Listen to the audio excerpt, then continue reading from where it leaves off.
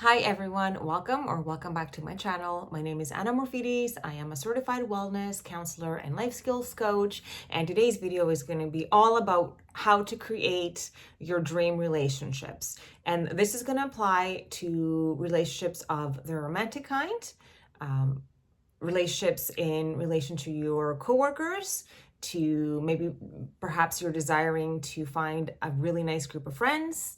Maybe you want to elevate your current friendships that you have. You want to elevate your current relationship or situationship, or you want to elevate your relationship with your coworkers, or simply you just want to be in a new relationship or someone that you're wishing for to be in a relationship with, and it's something that you'd like to master for the year 2025.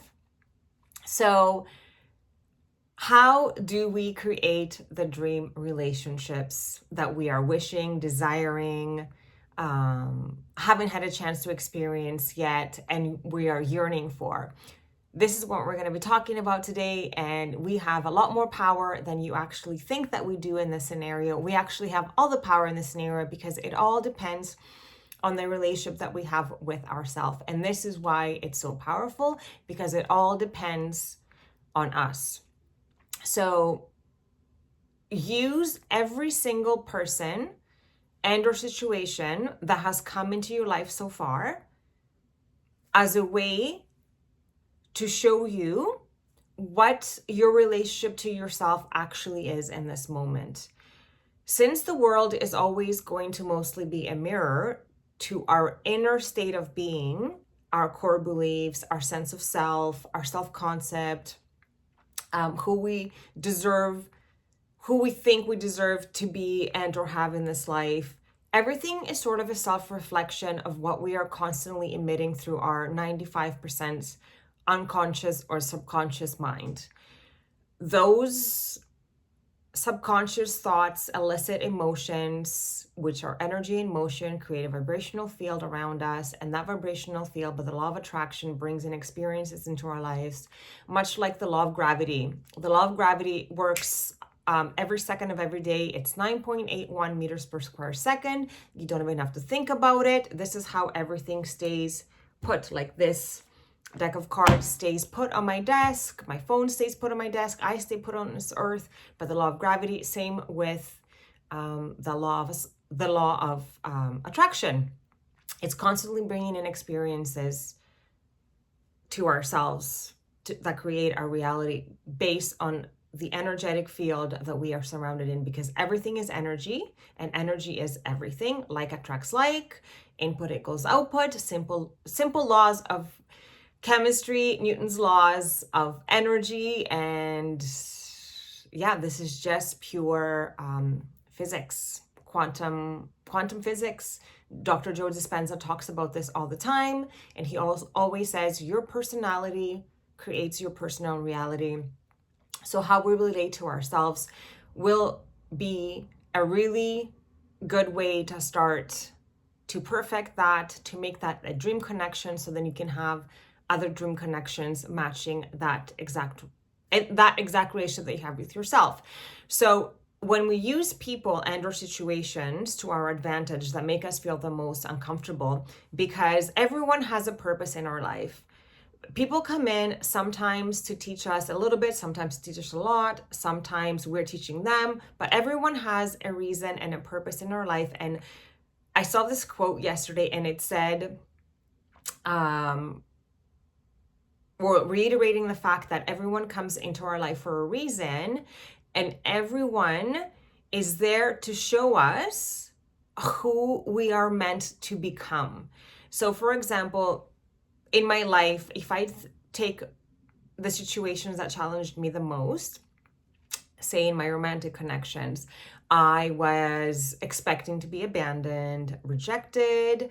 I always kind of feared that the other shoe would drop. So after I went through counseling school and I started to do the self-work, I understood that I had a deep abandonment wound.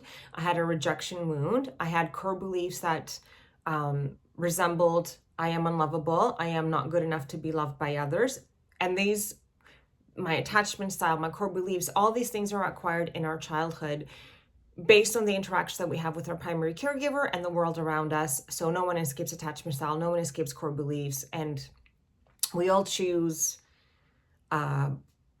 I believe that we choose our soul path and our soul family and the lessons that we want to learn this lifetime.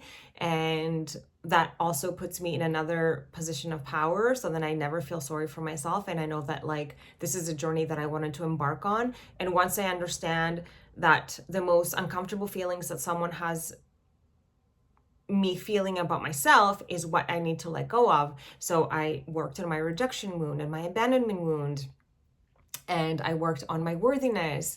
How else have people challenged me in the past? Or like in my work, I always felt, not always, there has been one particular job that I have done in my life with a specific boss, for lack of better words, a supervisor, would always say the most wonderful things about me. But then when it came to the actual content of the job, I felt inadequate, and that would come through interactions with others within that environment. It was funny because what I felt was being reflected through other people. Same with my relationships, my abandonment wound that I feared so much that I would be, once people got to know me, they would just leave me because I just didn't feel good enough. That would play out. And then the latest situation that I've had that felt really challenging was the feeling of being judged. So I know in order for me to create perfect relationships where I don't feel judged, I must look within to see where am I actually judging myself. So if situations come up where you have done something and by the way you feel after, you put it in the category of mistakes or something that you don't want to repeat again. Although I like to think of mistakes as opportunities for growth. So if you embark on something that leads to you feeling not okay about it, how are you in relation to that? Do you retreat? Do you hide? Do you beat yourself up about it? Or do you embrace this opportunity to do different next time? Do you embrace this opportunity to change that which is that you don't particularly like about that experience that stems from why you embarked on this in the first place? Are you going to embrace it and accept it and not judge it and allow it to be a part of you? Or are you going to beat yourself up, be disappointed, have negative self-talk, withdraw, and then go down that route? This is a really big key in perfecting that relationship with yourself, having a dream relationship with yourself. So then that reflection can be enjoyed in the eyes of somebody else or the arms of someone else or the face of someone else. So what you're gifting to yourself will naturally come and find you through other experiences, because that is the way that the law of attraction works. It's never by assertion. Nothing is ever forced upon us. Everything is sort of brought in. And say that you have found in your, say for me, for example, I found myself in this situation where I embarked on this adventure and I didn't love the way that it felt after. So I knew that I don't want to repeat this again, but I also had to look at why did I embark on this in the first place? What was it that I was looking for? What is missing in my current life? Like, what is it that led me there in the first place? And how can I let that go or reframe it or live that out differently?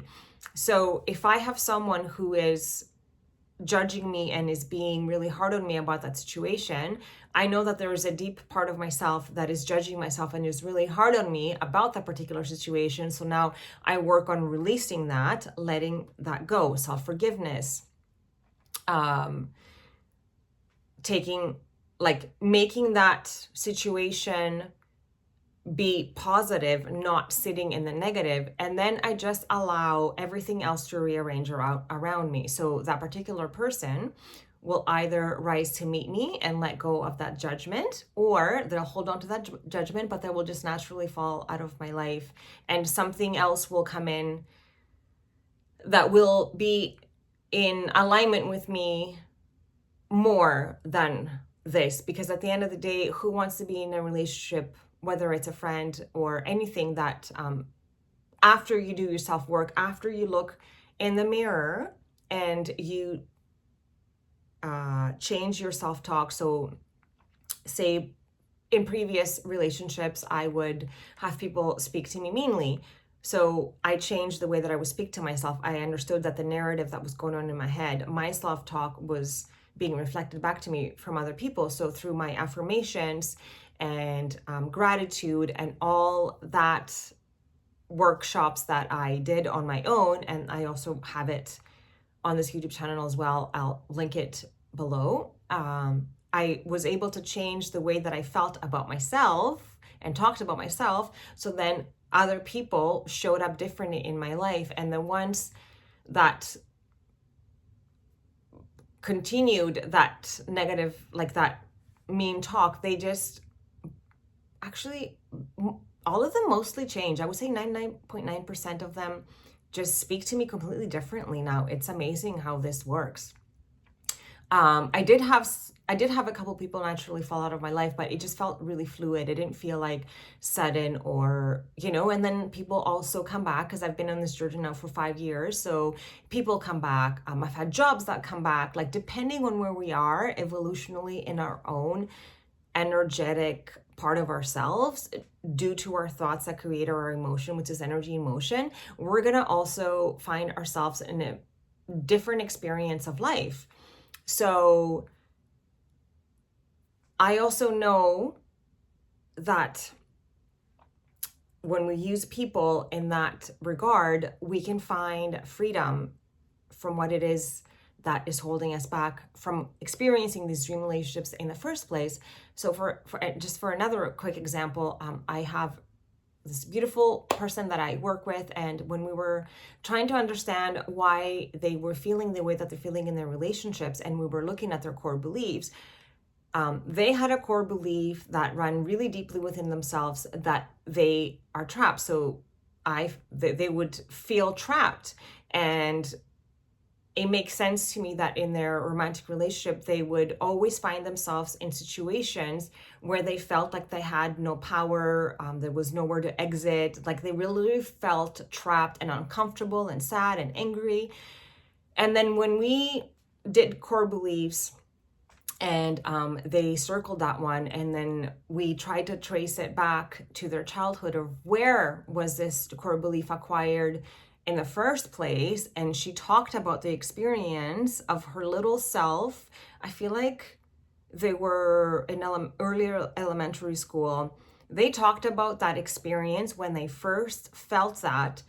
Oh, I'm getting goosebumps as I'm saying it. And they felt it like it was yesterday. That's how deep core beliefs can run. Like one traumatic situation will create this neurological synapse that fires a signal that will be with you for a long time, until you change that through neuroplasticity. Neuroplasticity, we know through affirmations, 21 days minimum, up to 60 of reaffirming the complete opposite. You can change that, because like Bester Vanderkolk says, or even Gabor Maté, you are not the result of the trauma. You are the result of how that trauma affected your nervous system as an adult, or as any part of the self. So it's not about the trauma that happens right there and then. It's how that trauma affects you in your years, or from that moment on, and in the years later on in your life. That one particular experience, how does it shape you? What does it teach you? And how does it literally program your hard drive that creates the narrative about who you are day in and day out. So perfect that relationship with yourself. Use the people around you, the challenges that they make you feel, so you can let that go. So an example for this client as well, then we had to affirm the complete opposite. They are no longer trapped. Yes, they had had this experience when they were little, but again, like, we choose to have certain paths in our life, certain lessons that we want to embark on, certain experiences that we want to have. And I guess the fun out of life is supposed to be for us to understand that and then be able to release it and let go and literally untwist that belief into I am free, I am able, I am full of choices. Like, whatever it is that makes you feel the complete opposite of the thing that I am trapped. And sometimes all it takes is just to pinpoint where that core belief came from to let it go. Sometimes it takes affirmations. It all depends how deeply it runs within you, but you'll just know. Like, for example, for me, my abandonment wound runs so deep. It wasn't just the awareness of where that came from. I needed to actually, I actually needed to do some breath work to release the energy that core belief had created within myself, the abandonment, because it would sit right below my belly and my lower two chakras and would weigh heavy on me. And it was just always waiting to be activated. So I had to do breath work to release that. Yeah, so I hope this video made sense. I would love to hear what you took out of this video, if anything, if you have any questions, comments, concerns, if there's any challenges that you're experiencing with people in your life right now that are a compass to you becoming your best version and showing you how to get to that next level of a relationship, whether it is with a coworker or a friend or a lover. What is it? Use those people as fuel to becoming your best self, as a catalyst to your best version. Use that to really tweak what they're trying to show you about you, and always know that it's happening for you, not to you. Therefore, you're always going to be in a state of power because they are there to help you become who you were meant to be. An example for my case, I was meant to be someone who shed abandonment, shed rejection, shed their unworthiness. I had to be shown that from other people, shed my negative self-talk because I had an anxious attachment style and a negative self-view. Therefore, my inner dialogue was really negative about myself. People had to show me that through their actions. And once I understood that, then I never ever felt like a victim anymore. I felt like, okay, great, this is what I need to do now. Okay, great, like, thank you so much for showing me. Even though I wanted to be mad and upset and why are they being so mean to me or why are they doing that, I know they're doing it for me and for the betterment of me. And that's a power that I have in how I think about things. And if I can be in a state of position of power versus being a victim, I will always choose to be in a power position because that's how I can create change in my life. With all my love and gratitude. If you liked anything about this video, give it a thumbs up. If you haven't subscribed already, I would love for you to do so, or hit that notification button so you don't miss another video, as I am going to be putting out a lot, I feel, in 2025. Just to help myself, because I still have situations that challenge me a lot. Well, in particular, in one area of my life that I'm working on letting go, reframing, affirming the complete opposite, and giving compassion to, gratitude to. And I love to go on this journey together with you as we shed any unhelpful core beliefs about ourselves, become really secure in who we are, really make a really dream relationship with ourselves, so then we can enjoy that same dream relationship from those around us. Okay, with all my love, I'll see you next time.